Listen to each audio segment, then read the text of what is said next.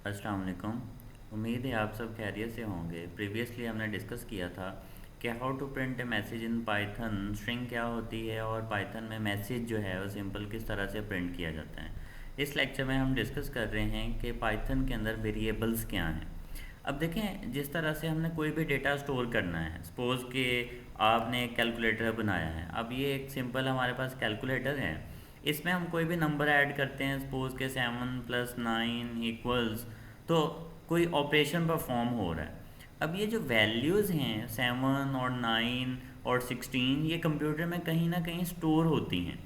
वो storage area जो है वो कंप्यूटर के अंदर वो कौन सा है, रैम, रैंडम एक्सेस मेमोरी, जिधर क्या है कोई भी वैल्यूज़ जो हैं, कोई डेटा स्टोर होता है, कोई सॉन्ग आपने कंप्यूटर में रखा है तो वो स्टोर है। इसी तरह से कोई नंबर जो है वो स्टोर है। तो वेरिएबल क्या होता है, variable is a named location. ठीक है, ये क्या है, ये उस लोकेशन का नाम होता है जिधर आपका डेटा स्टोर है, और वो लोकेशन किधर है, इन दी मेमोरी, और मेमोरी आपकी क्या है, रैम। तो वेरिएबल्स, जब भी आपने कंप्यूटर में कोई डेटा स्टोर करना है तो उसके लिए हम क्या करते हैं, जो वेरिएबल्स हैं उनको यूज़ किया जाता है। ठीक है, तो अब वेरिएबल को यूज़ किस तरह से करना है, वेरी फर्स्ट स्टेप है कि assigning values two variable. Variable को किस तरह से हम वैल्यू असाइन करते हैं और वेरिएबल कैसे बनाते हैं, इनको प्रैक्टिकली देखते हैं। प्रैक्टिकल के लिए हम जो है वो एनाकोंडा यूज़ कर रहे हैं पाइथन प्रोग्रामिंग के लिए। प्रीवियसली हमने देखा था, आप कोलैब गूगल का टूल जो है वो भी यूज़ कर सकते हैं, और ये भी। तो इसमें अब वेरिएबल क्रिएट करना है, सपोज के डायरेक्ट अगर हम लिखते हैं 3 + 5, ठीक है, और इसको रन करने के लिए या तो ये रन का बटन जो है ये आप प्रेस करेंगे, या फिर कीबोर्ड से आप Alt Enter प्रेस करेंगे। अब 3 + 5, ये डायरेक्ट जो है 8 हमें आंसर आ गया। लेकिन हम ये चाह रहे हैं कि 3 और 5 को हमने किसी वेरिएबल के अंदर जो है वो स्टोर करना है। तो वेरिएबल के अंदर स्टोर करके किस तरह से देखना है वो हम देखते हैं। ठीक है, 3 + 5, तो सपोज कि 3 को हम किसी वेरिएबल में स्टोर करते हैं, तो मैंने लिखा है m = 3। अब m = 3 का ये मतलब है कि m उस लोकेशन का नाम है, वेरिएबल है। ठीक है, और उसके अंदर वैल्यू जो है वो 3 पड़ी, और इक्वल, इक्वल को हम बोलते हैं असाइनमेंट ऑपरेटर। इस असाइनमेंट ऑपरेटर को यूज़ करते हुए हम m को वैल्यू असाइन कर रहे हैं। Alt Enter प्रेस करेंगे तो ये ब्लॉक सक्सेसफुली एग्जीक्यूट हो गया। इट मीन्स कि ये जो 3 वैल्यू है ये m में स्टोर हो। अब m के अंदर कौन सी वैल्यू पड़ी है, इसको देखने के दो मेथड हैं। या तो आप लिखेंगे प्रिंट m, तो m की जो वैल्यू है वो प्रिंट हो जाएगी विच इज़ 3, या फिर आप लिखेंगे डायरेक्ट ही m और Alt Enter प्रेस करेंगे और सिंपली जो वैल्यू है वो डिस्प्ले हो जाएगी। तो इधर से हम देख सकते हैं कि पाइथन जो है बहुत ही आसान लैंग्वेज है। हमें नहीं बताना पड़ा कि ये m में किस टाइप का डेटा है, उसने कंपाइलर ने खुद ब खुद डिटेक्ट कर लिया कि ये जो 3 है इसकी टाइप क्या है, और इसको m के अंदर स्टोर कर दिया, और उसके बाद वैल्यू सिंपली प्रिंट होगी। इसी तरह सेकंड क्या हो सकता है, changing the value of variable. अब changing the value of variable, suppose के इधर हमने आगे इस ब्लॉक पे वैल्यू m को असाइन की थी 3, अब m = 6 कर देते हैं।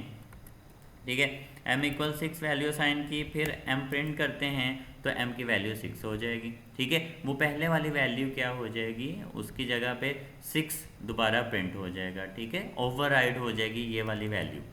इसी तरह और क्या हो सकता है, assigning multiple values to multiple variables. अगर आप मल्टीपल वेरिएबल्स बनाते हैं, ठीक है, उनको हम मल्टीपल वैल्यूज़ असाइन कर सकते हैं। किस तरह से, जिस तरह से देखिए प्रोग्रामिंग लैंग्वेज में C++ में हम कुछ इस तरह से वेरिएबल डिक्लेयर करते हैं A B, तो एक लाइन में मल्टीपल वेरिएबल्स जो हैं वो डिक्लेयर कर रहे हैं। इसी तरह से जावा के अंदर A, B = 10, 20। अब इसका क्या मतलब है कि ये जो वैल्यू 10 है ये A को असाइन हो जाए, और जो वैल्यू 20 है ये B को असाइन हो जाए। Alt Enter प्रेस करेंगे, A और B को वैल्यूज़ असाइन हो चुकी हैं। अगर हमने A और B की वैल्यूज़ देखनी है, A Alt Enter प्रेस करेंगे 10 प्रिंट हो जाएगा, B Alt Enter प्रेस करेंगे 20 प्रिंट हो जाएगा। ठीक है, दोनों मेथड आप यूज़ कर सकते हैं। प्रिंट A लिखेंगे तब भी A की वैल्यू प्रिंट हो जाएगी, सिंपली A जो है वो आप प्रेस करेंगे तभी A की वैल्यू जो है वो प्रिंट होती। तो इस तरह से कोमा के साथ सेपरेट करके हम multiple values to multiple variable assign कर सकते हैं। बहुत ही सिंपल है। इसी तरह अगर आपने जो वेरिएबल क्रिएट कर रहे हैं उसकी नेमिंग कन्वेंशन क्या है और रूल्स क्या हैं। ठीक है, रूल्स जिनको हमने फॉलो करना ही करना है, ठीक है, स्ट्रिक्टली, और नेमिंग कन्वेंशन कि अगर वेरिएबल का नाम ये वाला हो तो ये ज़्यादा बेस्ट है। अब देखें variable name should have combination of letters lower case और अपर केस, मतलब A to Z और कैपिटल A to Z और 0 to 9 और अंडरस्कोर, इनका कम्बिनेशन हो सकता है। जिस तरह से देखें इधर वेरिएबल हमने रखा स्मॉल b, ठीक है, इसी तरह से वेरिएबल हो सकता है capital B 30, alt enter, capital B लिखेंगे तो 30 प्रिंट हो जाएगा, स्मॉल b लिखेंगे तो 20 प्रिंट होगा। इसका क्या मतलब है कि जो पाइथन है ये कैपिटल में और स्मॉल में फ़र्क रखती है, ठीक है। इस कैपिटल लेटर में और स्मॉल लेटर में क्या है फ़र्क है, ये केस सेंसिटिव लैंग्वेज है। अगर आप कैपिटल लिखेंगे उसका मीनिंग कुछ और होगा, स्मॉल होगा तो उसका मीनिंग कुछ और होगा।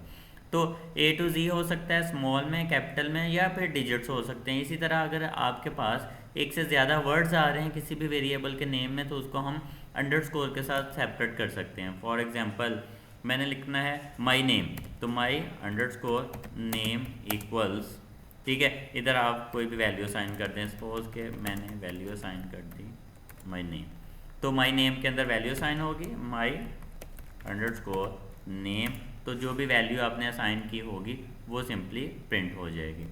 इसी तरह से नेवर यूज स्पेशल सिंबल्स। अब जिस तरह से आर्ट साइन है, डॉलर साइन वगैरह है, इन सिंबल्स को हम वेरिएबल के नाम में यूज़ नहीं कर सकते।